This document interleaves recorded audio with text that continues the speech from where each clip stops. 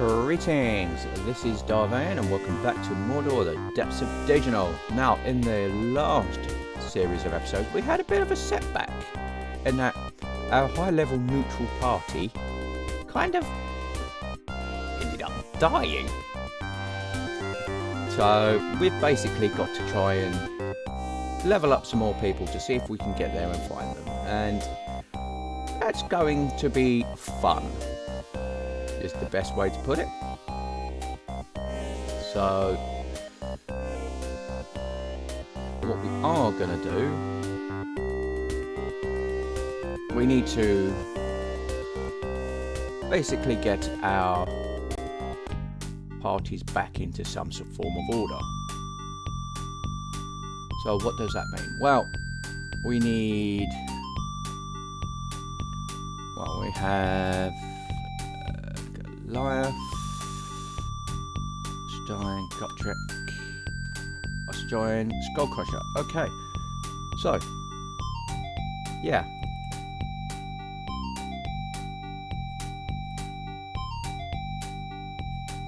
basically the kind of drop through a chute, from what I can gather.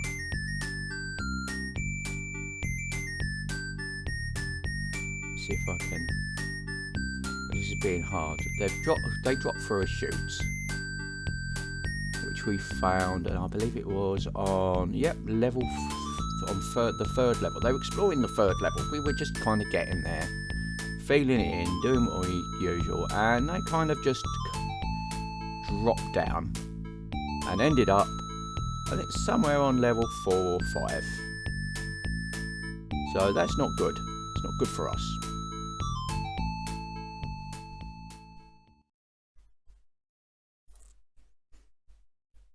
But so we're going to carry on through the process of basically trying to get everything back in hand in some way.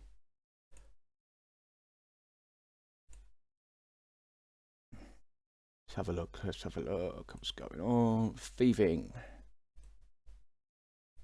Thieving. Thieving.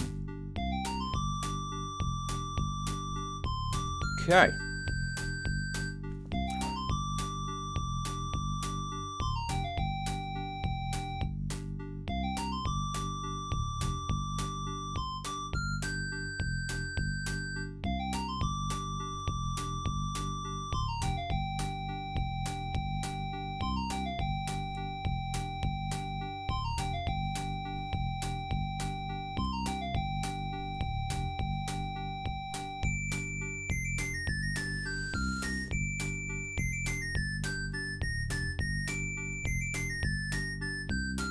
Cap of defense.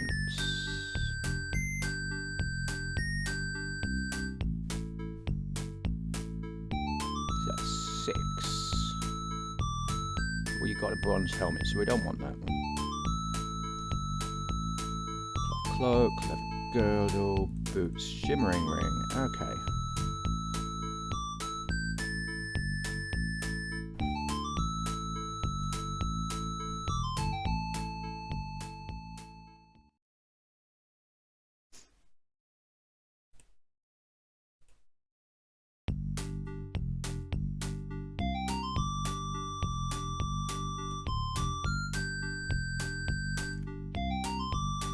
But enough about what's going on, because we've got a lot of stuff to do. The story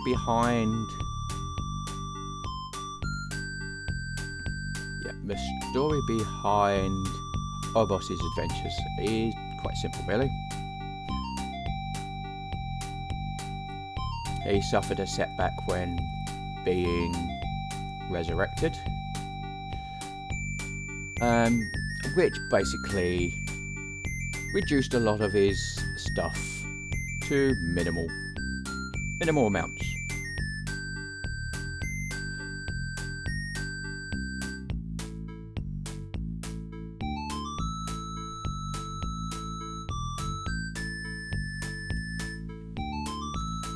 So what we're having to do is slowly rehabilitate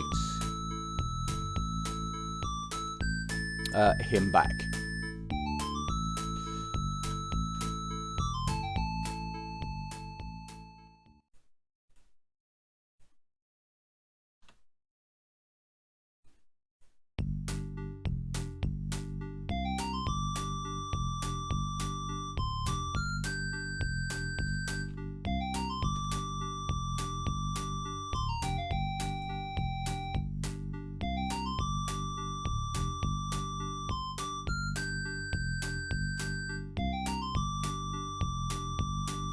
Now, some people have asked me to do a recap going over the interface. So this is the town. We have the info screen here. This is the party info screen. This is character information and other bits. You have your object, spells and companions info screen. This is the town. This is your message screen. But the most important thing for us is going to be the auto map. And this is your wireframe dungeon, but you don't really need to do much for this. So, as you can see with the flashing arrow, that's us there.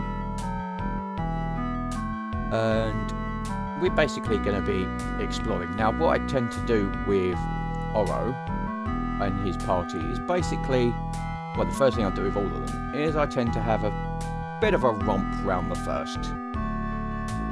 So, and now there's kind of, you know, combat takes part in rounds when at the moment they're peaceful, which is noticed by this syndrome. We've got 2 kobolds. As soon as we attack them, well, we're a bit overpowered, but that was like 1 round. When if they are aggressive, they will attack us, and it's like every round is a few seconds, really. But ultimately, what you're looking at for the main part of the game is going to be the auto map down here.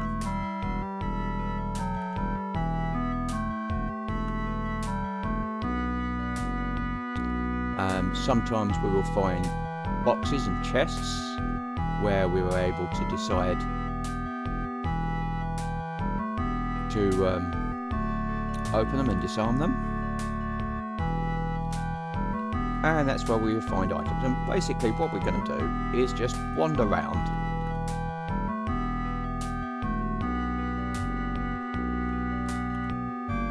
There's a sort of a kind of real-time respawn limit. On the first level, it's generally 5 minutes, so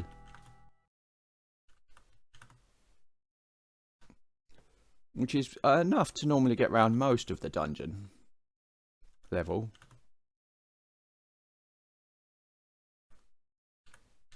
But it's not really, there's not too much of a romp now. The storyline that I have with Oro is basically hired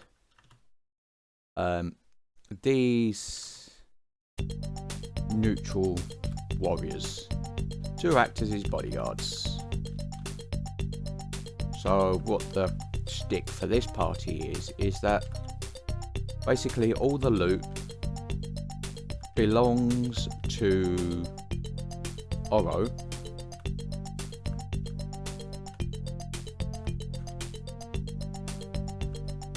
But he pays for the advancement and the equipment of the rest of the party.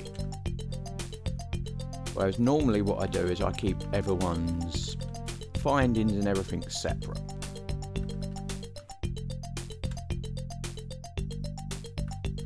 And you can see how much difference that makes once we've done our first bit, because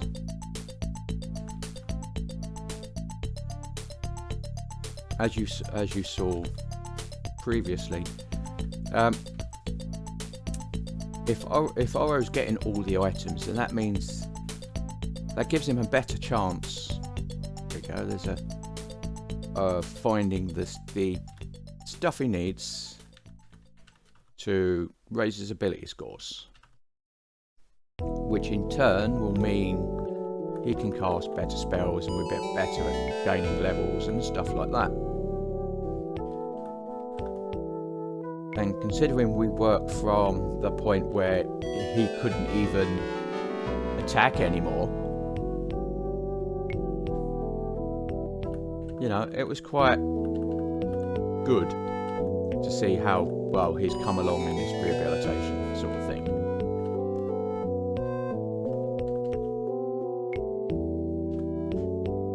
Now for me, I wouldn't say I'm a old pro at this, but it's easy for me to get into a groove, and as such I find it quite cathartic and get round the levels quite quickly. But this is not an easy game.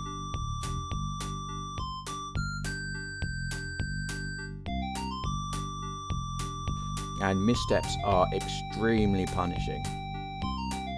There's no save or reload either, so it is a rogue in very much the traditional sense.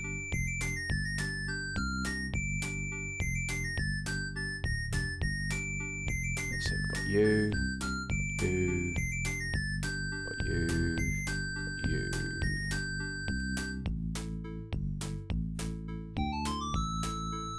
Yeah, let's have a look, see what you've got here. Okay.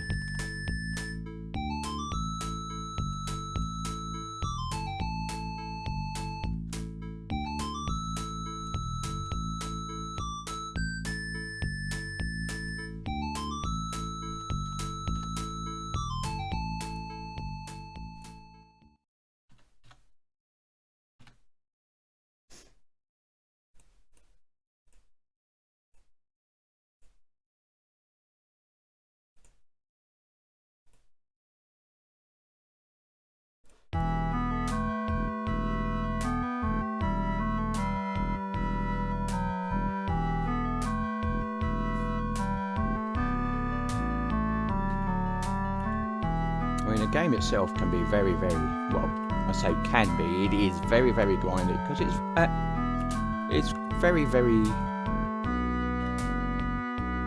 basic with a fundamental core principle, really.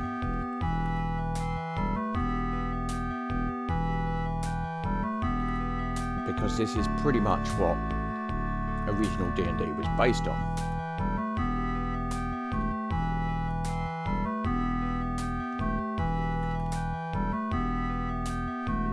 The idea of there's no real story here, it's just a simple case of you go into a dungeon, you kill monsters, you get experience and treasure, and you just try and improve. And the thing is, that is exactly what old school D&D games tend to be about, the original.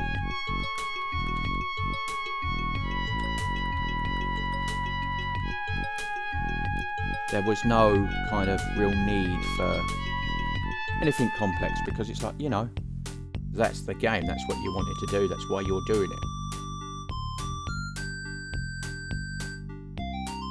If you had to encourage players to go and explore dungeons, then you're running the wrong dungeons.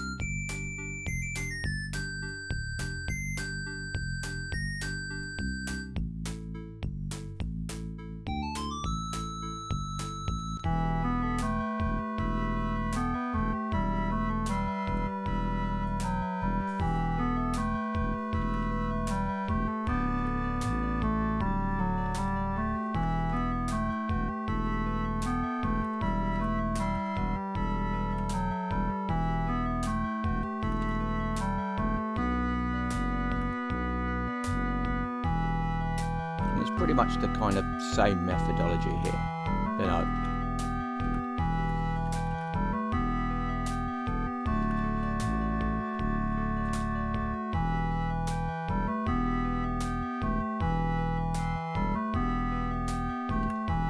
There's going to be a very kind of niche appeal to this game. which will basically be those who respect the old school D&D roots.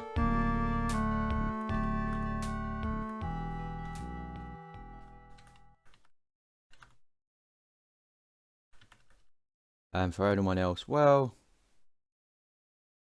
it is definitely a mileage may vary issue there.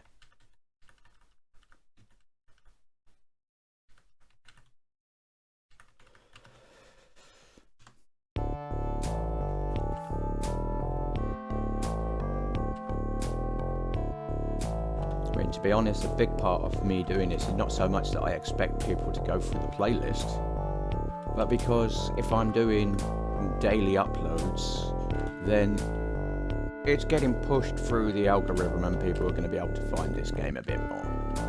And that's kind of the real reason. Because it's a kind of obscure game, but it did have quite the following back in the 90s.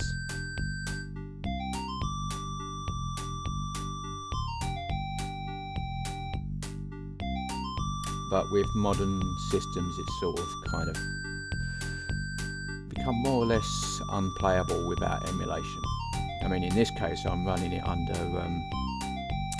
Windows 3.1, so which I am emulating in a DOSBox. So yeah.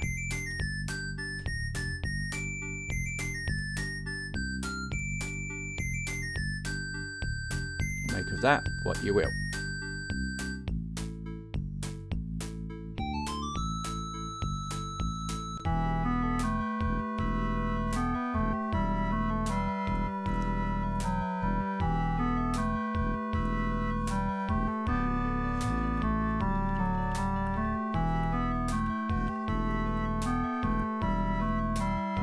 I mean, the other thing is, well, I mean, it's free content for me, and I can use it to kind of zone out, because the gameplay itself is relatively easy. However, there is a lot of kind of grinding and random chance to it, so enough to keep you on your toes.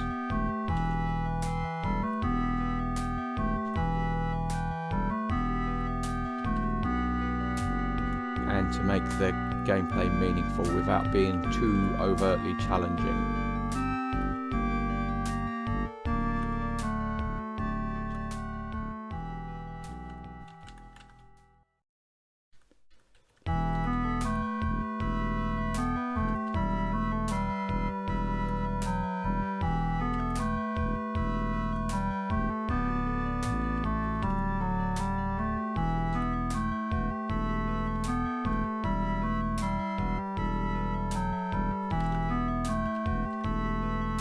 Plus the music's kind of banging.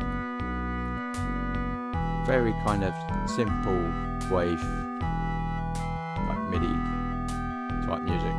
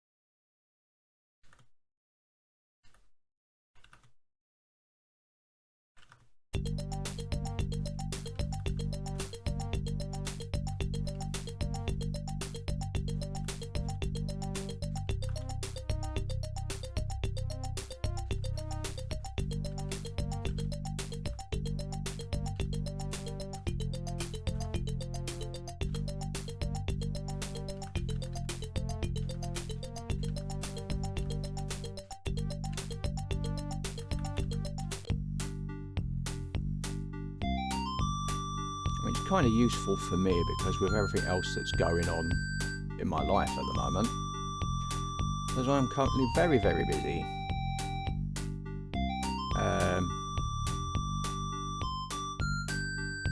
not only am I kind of policy officer for my local Labour Party, going through the national policy, the last bit of the national policy cycle, but I've also been elected as a campaign officer for Unite Community, my local branch. So basically I've got a lot of stuff going on there. It's all fun, but it means that my recording time's kind of reduced down to a couple of times a week as opposed to almost every day. Which means that my buffers have sort of run out as well. I'm currently about 2 weeks ahead on what I'm recording. So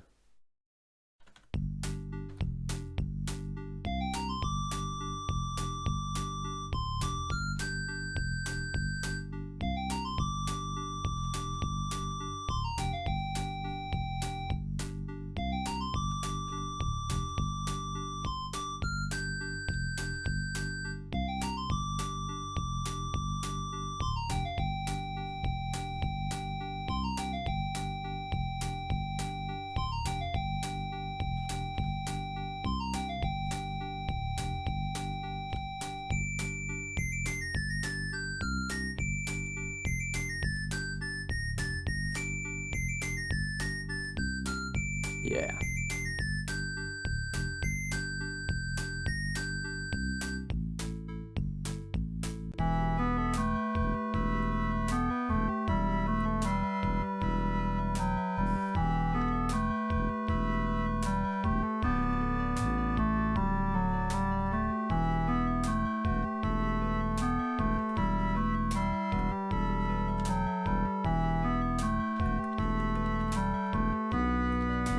Don't get me wrong, I'm enjoying what I'm doing immensely.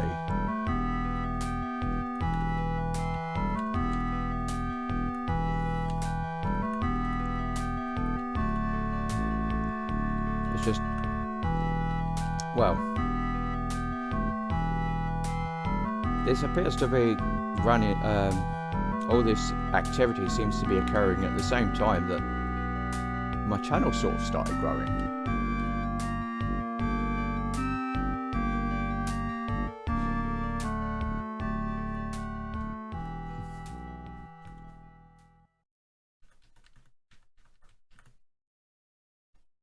Which is a bit of a nuisance,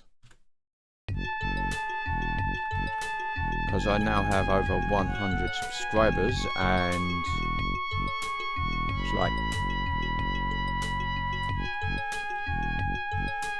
the growth still continuing.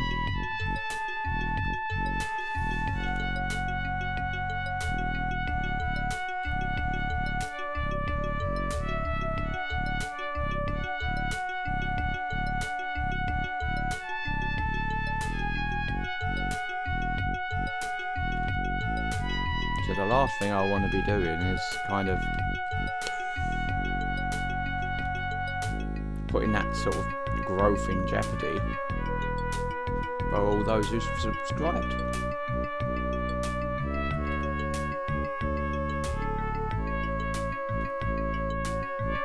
I mean, like all my passions, I love doing these old games and smallest bits.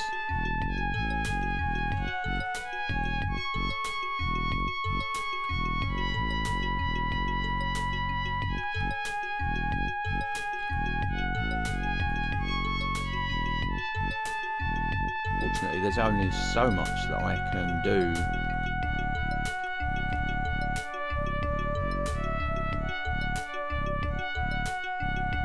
in any given amount of time.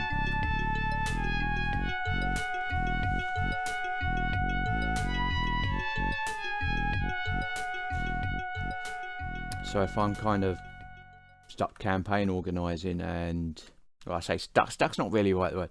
If I'm kind of having to focus on campaign organising and event planning and all, and sort of policy work and all other sort of deadlines that can sort of kind of, they can detract.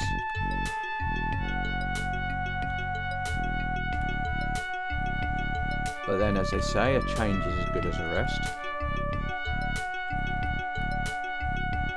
And sometimes having a lot to do and different things to do is actually quite useful.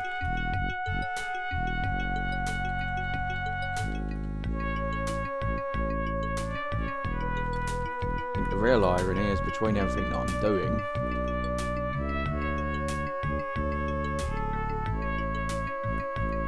you know, not getting much housework done. Sacrifices have had to be made. What a shame.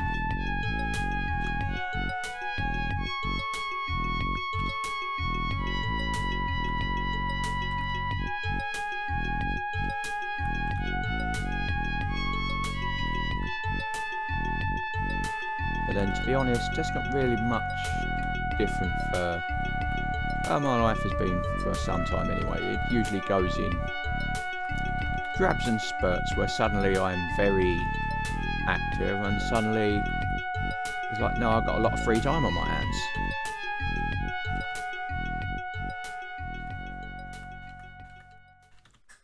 I mean, at the moment we have, in addition to everything else, the Heathwood by-election, and we've got a fantastic candidate.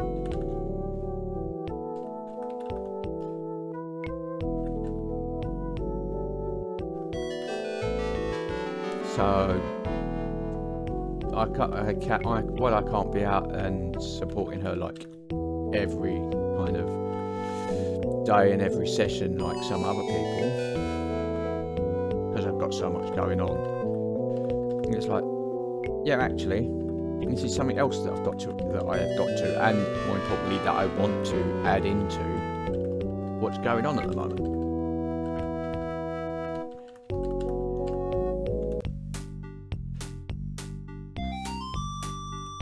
So, still, I think the biggest thing out of all of this, though, is only a few days before Unite Community we're hosting an event for International Women's Day, which takes place in 2 days' time.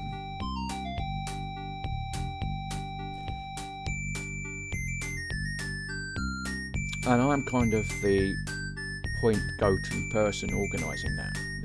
It's one of the reasons why I was elected as campaign officer.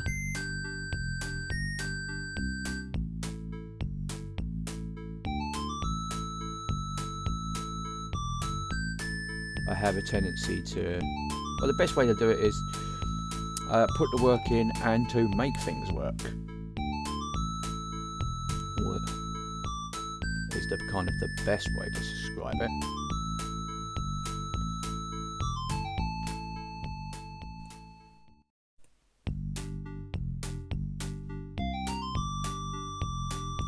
I'm not someone who necessarily takes no or it can't be done for an answer.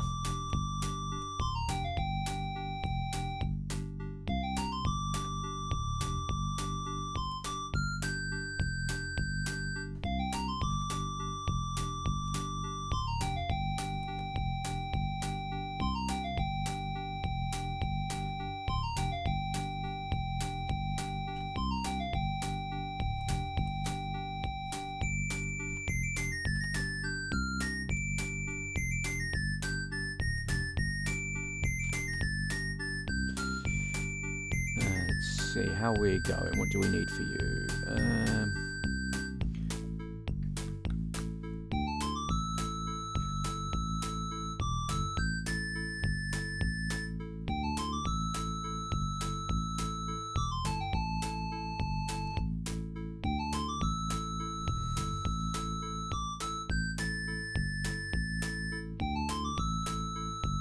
Dust of locating.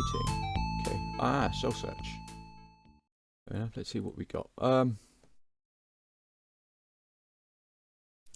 Insight, endurance, might, learning, agility, and leadership.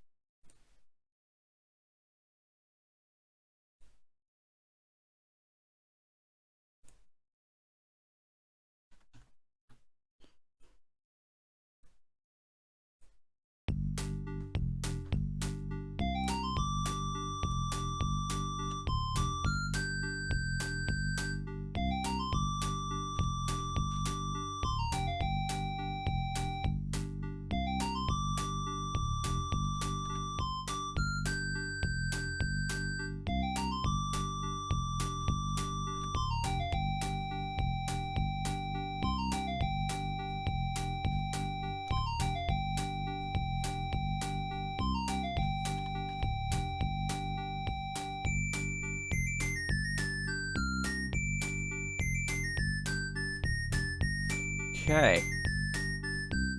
So, yeah, that's pretty much a rundown of everything that's going on. Not the most exciting game, but then it is fun when you're playing it, and I would certainly recommend trying to locate a copy of this, especially if you can get a copy of DOSBox and emulate it. I mean, it's a bit awkward to set up, but 3.1 does it. It's just a bit annoying because you lose the sound effects, which are really nice. Which is surprisingly good for this game, but yeah, it's kind of a cathartic kind of chill experience. And it's a shame that there's not been another game like this. I mean, yeah, there was a sequel, Mordor 2, that I'm aware of, which was just basically Mordor but more, which was, I think, 96, 97. But after that, it just sort of fizzled out, and it's like, you know, I think a lot of that was probably more to do with how the Windows operating system changed, because the game itself is pretty much built using the Windows interface. So when like 98 and Millennium and the other editions all sorts come out and started going, actually, we don't want this bit, we don't want that bit, we're not doing it that way anymore. Literally, these window games just kind of fell down. And it wasn't like DirectX, because DirectX was a graphic system for Windows. It's like, no, this is actually a Windows game built in the Windows interface, and you change the interface, you change the way things work, you change the architecture, and eventually it will just fall over. And I think that's a shame in a way. So, anyway, this has been Vane. If you like what you're seeing here, be sure to like, subscribe, share and comment. Please consider sponsoring me on Patreon. And until next time, goodbye.